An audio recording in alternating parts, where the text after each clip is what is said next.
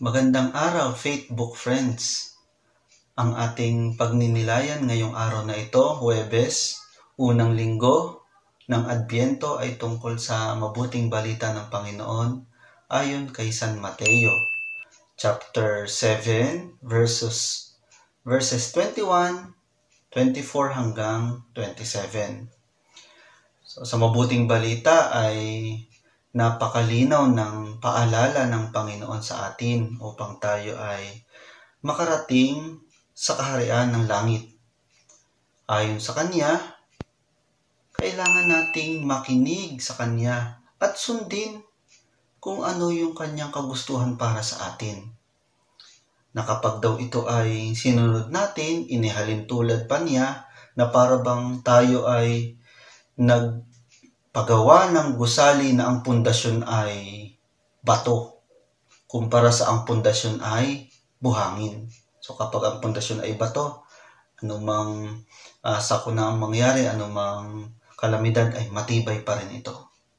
So yun ang kanyang paalala. At ngayon ating suriin ang ating sarili. Ano ba yung mga pwede nating ikonsidera upang ma-improve natin ang ating sarili tungkol sa mabuting balita? So ating tanungin ng ating mga sarili, una, ang ginugusto ko kaya ay ginugusto rin ng Diyos? O baka naman ako lamang ang may gusto nito? At malaya ko bang tinatanggap kung ano yung mga nangyayari sa aking buhay? Ako ba'y kahit anong mangyari sa aking buhay, nagmamahal pa rin ba ako sa Diyos? Nagtitiwala pa rin ba ako sa Diyos? So, sa ganitong paraan, malalaman natin, makikita natin kung nagtutugma ba yung kagustuhan ng Diyos at kagustuhan natin. So, pangalawang konsiderasyon, ating tanungin din ang ating sarili. Ang akin bang pagsunod sa kagustuhan ng Diyos ay taos-puso? May kababaang loob o humility? Tayo ba ay nagtitiwala na tulad ng isang anak sa kanyang ama? Na alam naman natin na ang isang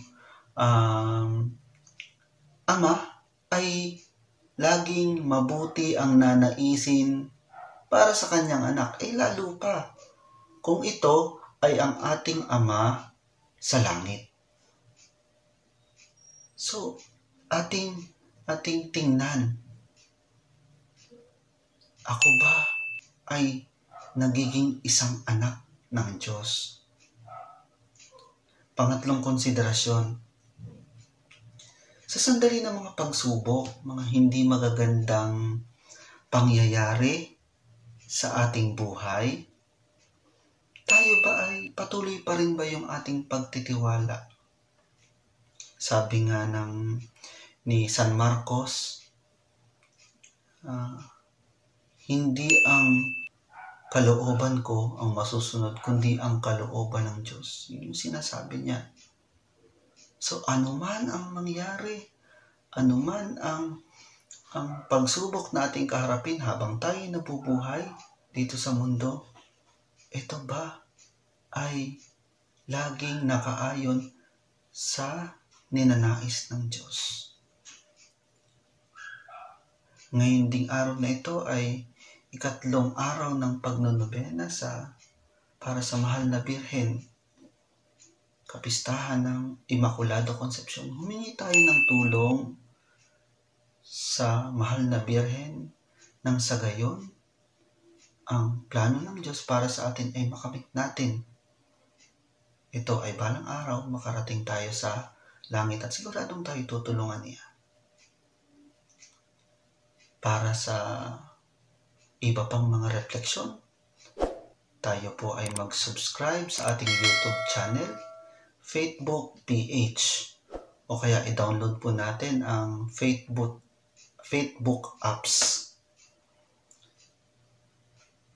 Maraming salamat po.